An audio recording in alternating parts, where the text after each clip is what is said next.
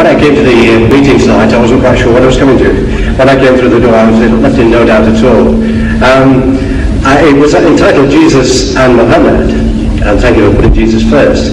I'm sure you'll accept that you did not put the case for Christianity as a Christian would put it. I'm sure you would, and that I can understand in an audience of this kind of was already persuaded towards the Muslim way of thinking. Indeed, I would say that I, as an individual, would respect the Quran. I'm afraid you did not respect my holy book, which is the Bible, in quite the same way. In fact, I'm a teacher, and in my classroom, I've got a television which is fixed to the wall, and on the top of the television there's just room to put the Quran, because I respect, I've got Muslim children in my school, and I know you respect your book, and want to put it in the highest place. So I do that. I put it in the highest place.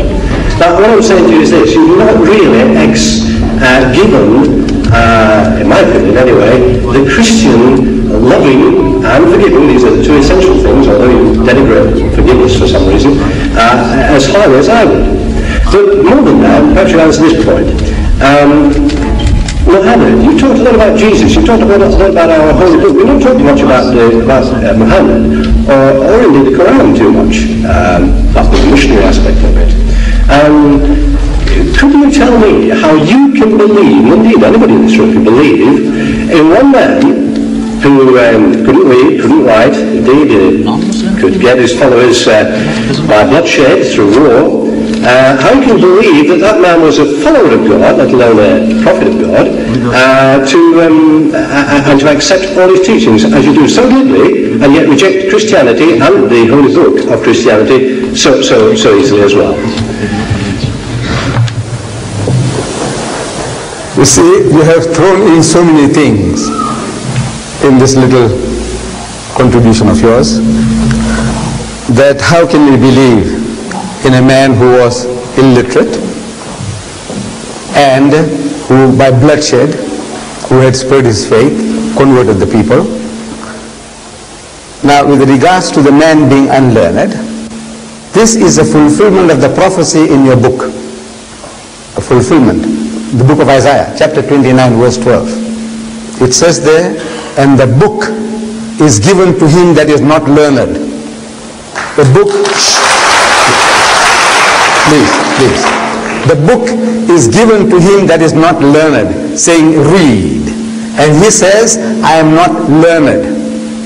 Now, if you look for in the religious history of man, in the Bible, you will never find an occasion where any prophet of God, when given the message of God, he says, I am not learned.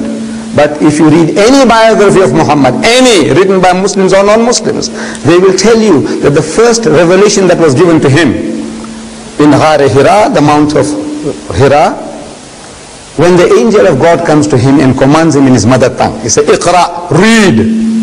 And Muhammad says, Ma ana biqari'in. He said, I am not learned. So the angel of God commands him a second time, Iqra, read. And again he says, Ma ana biqari'in. He said, I am not learned. For the third time the angel of God embraces him hard and he says, Iqra bismi rabbika alladhi khalaq. Now he grasps the message that what he was required to do was to repeat. Because this Arabic word Iqra means to read, to recite, to rehearse, to repeat. And he repeats the words as they were given to him. Iqra bismi rabbika alladhi khalaq. Read in the name of thy Lord and Cherisher who created. Khalaq al-insana min alaq. Say, he who created man from a mere clot of congealed blood. Iqra wa rabbuka al-akram. So read and thy Lord is most bountiful. So he says, Iqra wa rabbuka al-akram. So allazi allama bil kalam. So he who taught the use of the pen. So he says, allazi allama bil kalam. So allama al-insana ma lam ya'lam. Taught man that which he knew not. The very fact that the man is unlearned is a proof that this book is a book of God. You misunderstand.